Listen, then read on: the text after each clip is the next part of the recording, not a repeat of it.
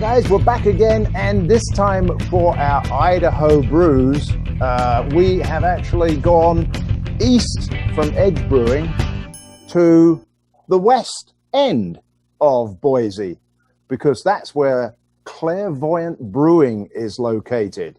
And with me, as well as Mr. Mark Naski, who's setting all this up, is Sean Pletcher, who is the head brewer and brewmaster and general dog's body over at Clairvoyant Brewing. Hi, guys. Hello. Hi. How you doing? So I got it right? You're in the West End district of Boise. Yes. Yeah, that's pretty well correct. We're just kind of right on that edge. Okay. Is that like the West End of London, which is quite ritzy and full of lots of people? No. No, about the opposite. Yeah. It's on the edge of a gentrification type of area right now, where a lot of old buildings are being changed into breweries from old car shops, things of that nature. That's cool. So I see also that you have been working on your COVID hair just like me. I just want to point that out to Mark, who, his is fading, I know. But got to save the pennies where you can, and that's what I'm all about. All right, guys. Well, thanks very much for spending some time with us. And look at that. He took a sip out of a beer, which is what we're going to be talking about, because I received in my little care package from Mark this wonderful beer from Clairvoyant Brewing, which is handwritten. And apparently you don't have this anymore on tap. This is your Vanilla Imperial Stout, coming in at 10.2%. Yes. So what have you got then if you don't have this? I've got the chocolate stout, which is not nearly as fancy as that one, but I figured I needed to go at least somewhere in the realm of that. I believe Mark is drinking something as well here, but is that the chocolate stout? It's barley wine. Oh, you do barley wine? Oh yeah. We haven't next time. Next time, all right. All right, good man. You very well may be the last person to have that, though, so I'm very excited for you to try it. Oh, that'd be great. Okay, so no more talking. I've got my snifter glass. I'm going to crack this open, and then we can talk a little bit about Clairvoyant Brewing. So, coming out quite nicely. Now, it's pouring quite lightly brown. It's not a dark stout, right? No, it's definitely lighter in body, a little bit lighter in color. It's not the typical motor oil type version that you might expect. Look at that. Came out good. Beautiful. Well, I can clang with myself. There we go. Yeah. Clang with a can. Cheers, guys. So the aroma I'm getting, roastiness. How much vanilla did you put in here? I did actually 4 Madagascar vanilla beans to be exact. I aged it for 2 years, 2 weeks. Sorry, 2 weeks, and then put it back into the keg. We only did 1 keg of that out of our entire setup. So well, after the first sip, I can tell you I got the vanilla coming in on the front end, and then it kind of went into the roastiness, and now it's settled down to a nice balance. Couple more sips, I'll have this down pat, don't worry. Perfect. So tell us a little bit about Clairvoyant Brewing. And by the way, you knew we were going to do this, right? Because I did. Yep. Mark came in and talked to me. I'm totally excited to talk to you guys. So it'll be great. It's because you're clairvoyant, you see. Oh yeah. Apparently that didn't work for me. There we go. I'm a little behind the 8 ball on that. But so tell us about Clairvoyant. Tell us your history. Well, it's been here for a little bit over coming up on 4 years. I started roughly 8 months into their process here, and there's 3 owners. One's a chemist, one's a fisheries biologist, and one is a dentist. And so kind of like walk into a bar and talk to 3 guys, that's kind of what it is. But they all have full-time jobs. This is their side passion. And so I kind of keep things afloat here while they're making money to keep things running around here. And how big a brewery is it? Because I know the last count, I think, Mark, you said there was something like 27 breweries. Has it gone up? That was about 24, I think, right now when you count them all. Okay. Yeah. Ours is a 7-barrel system. We're a little bit smaller than a lot of the guys around here. Most of our sales are taproom sales. We don't do a whole lot of canning or bottling, things of that nature. But it's great because it's right on the edge of a neighborhood. And so we get a lot of that neighborhood vibe that comes in. We also have a lot of people that come in from out of town because we're right off the freeway. It's a really cool location. A really neat place. It was an old car shop. So we got roll-up doors, bay doors. People can come in and drink, and you get that airflow through here. It's kind of a cool setup for sure. Yeah, and a lot of these locals, the guys especially, they take the dogs out and sometimes take an hour and a half to walk the dog, okay? So tell us, what is where did the name come from first? That's a very unusual name for a brewery. That's a good question. I know the guys have talked it over for quite a while. The irony of the situation is it took a little while for it to get up and running. So I don't necessarily know where the name came from, but I do know that they always joke about the fact that they weren't clairvoyant and the fact that it took so long to get it going and knowing what they were planning on doing to get it up and running, which is always kind of a running joke. But I really do dig the logo and everything we've done with it. Really running with making it kind of our what we're pushing for when people recognize us. Our brand recognition is really that flame and getting people to think about it in the back of their heads, I guess. So what's your background in brewing then? Don't tell me you were a home brewer. I was initially, yes, but I did start up at a brewery called Slanted Rock out in Meridian, Idaho, which is west of here. They were in business for roughly 7 years. And I started up with them as kind of an annoying guy that served on the taps and insisted that I clean their kegs, and wanted to clean up for them and try to get out of freight because I was working in a warehouse. And at one point, the head brewer there asked me if I'd like to brew on their system, and I absolutely did not turn it down. So I worked for him for a while, roughly 2-3 years brewing on their system. Unfortunately, they're not around anymore. But it kind of gave me the work I needed to get into the industry, and it wasn't that far after that Clairvoyant asked me if I'd like to be their head brewer, which I'm very glad that I have the opportunity to continue to do this because it's a great field. I love everything about what I do and the industry as a whole. I think that you are the only brewer there because you recently had some guy leave, which means that you're doing double duty. How has the output and production changed during the last 9 months of our COVID issue, which hopefully is starting to get under control? Yeah, it is. I see an uptick in our sales, but at the same time, we had to slow down. We had to do roughly 50% of our tap room seating, so it slows it down. And not doing distribution, that slows it down a little bit as well.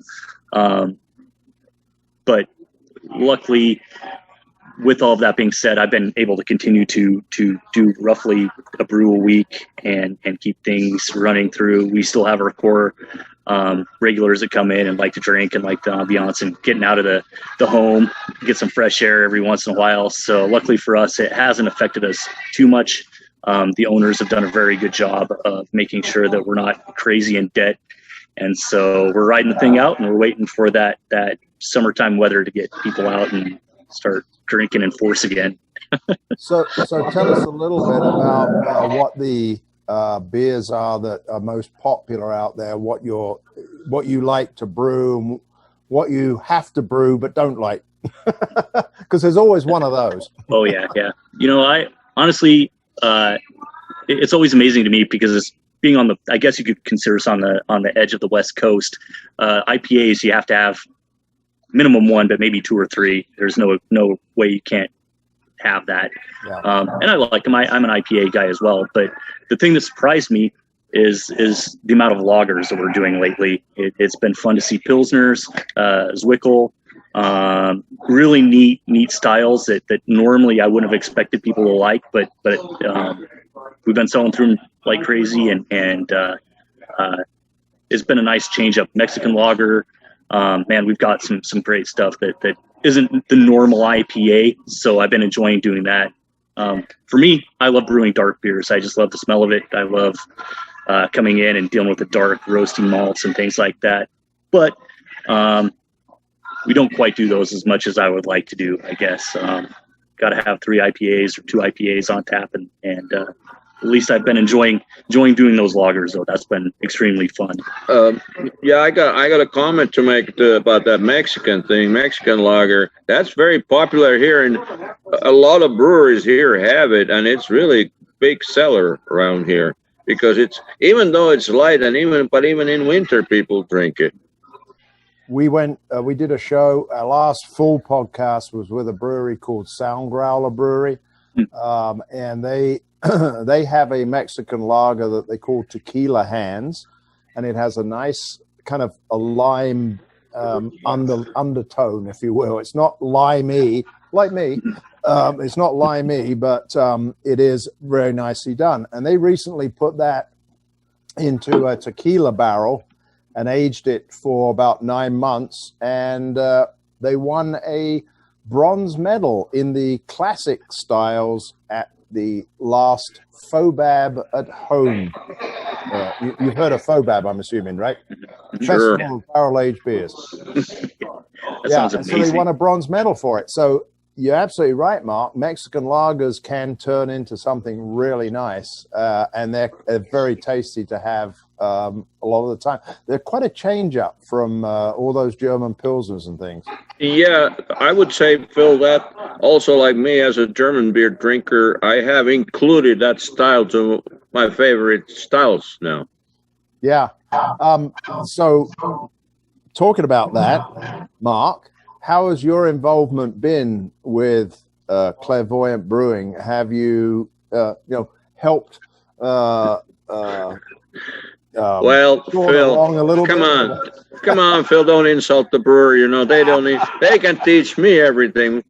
No, I come here, we taste beers and we discuss the beers and how it came out. They're always good, technically perfect. It's just discussing how well it fits the style and maybe this and that. We always talk about it. Okay, they can do whatever they want with it, but to me it's interesting that we can have this kind of relationship where we kind of evaluate the beers and constructive criticism and all that. So it's really good.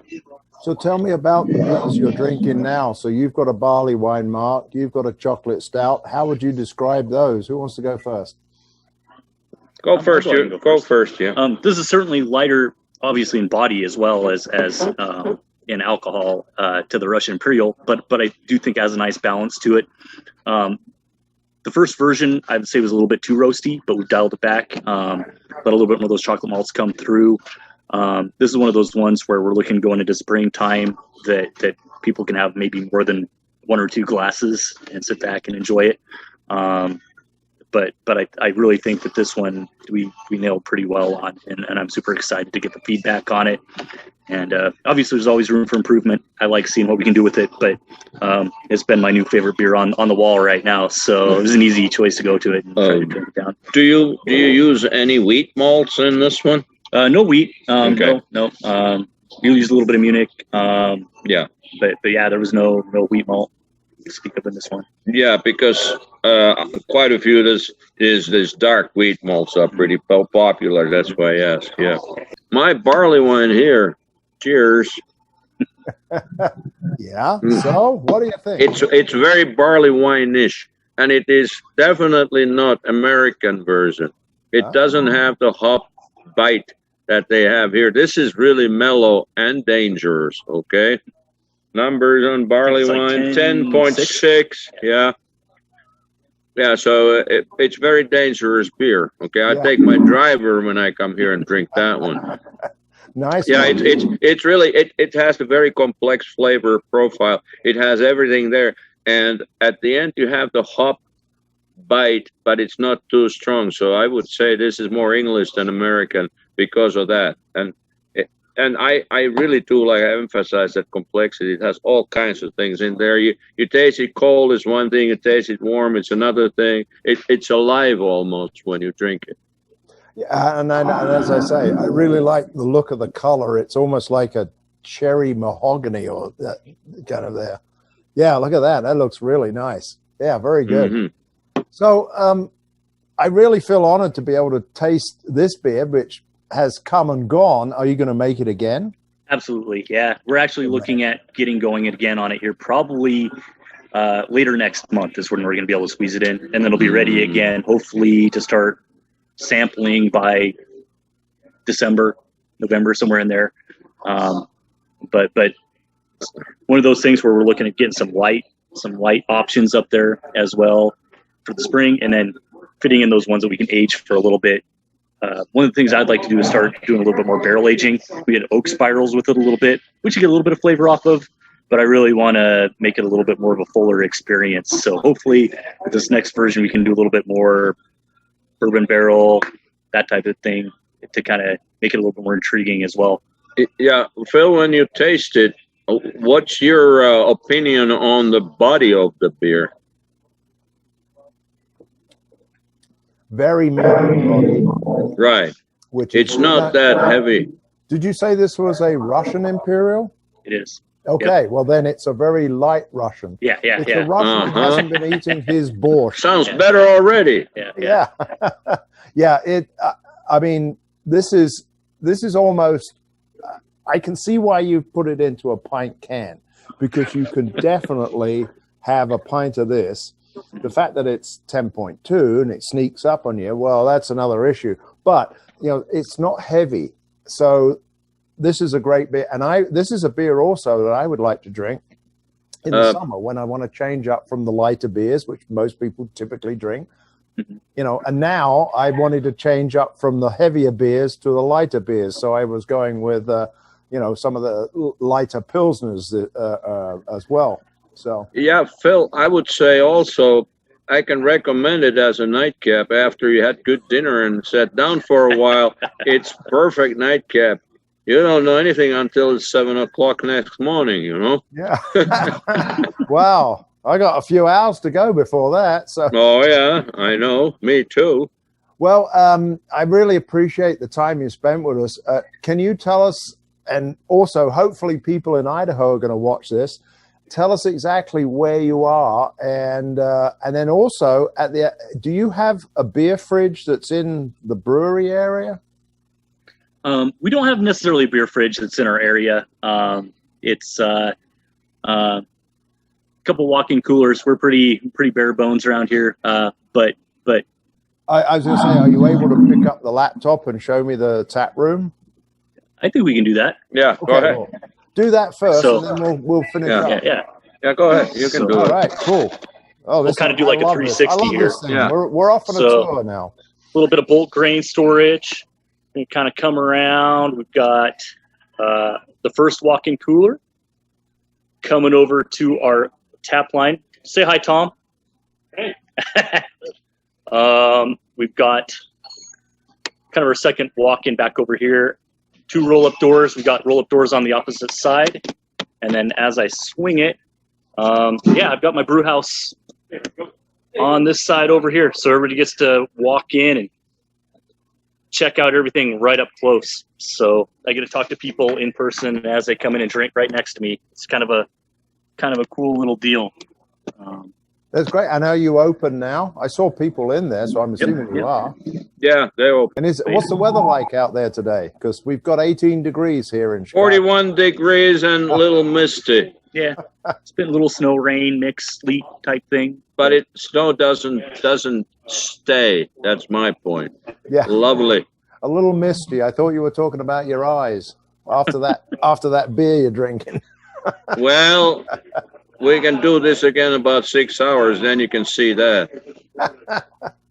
All right. Well, hey, thank you very much indeed. I'm going to enjoy the rest of my delicious Russian Imperial Vanilla Stout, which I would recommend that you put into cans and distribute this way, because it will be a winner. Oh, I never asked you, are you distributing by any chance? Not a whole lot. We've been doing more keg sales than anything. We just don't have quite the capacity yet to do can and bottle sales yet. But we are getting into the market. Some of the other pubs and tap houses, things of that nature, we are getting kegs out. Next up, we'll be eventually getting a canning line or a bottling line. Well, thank you very much. I always appreciate getting beers from Mark, especially from the great state of Idaho, which I have to admit most people would not think of as a center of brewing expertise, but I have been converted. I tell you, it's a great place. He's convinced me. I just got to get out of this COVID thing and come on up there. Yeah. Yes. All right. Well, I raised my glasses. Can you guys get a nice clang together with a cheers? Beautiful. Cheers to you. Thank you very much, Sean. Thanks, Mark. Let's go on. Thank you for your time. Brewery. All right. See ya. Cheers.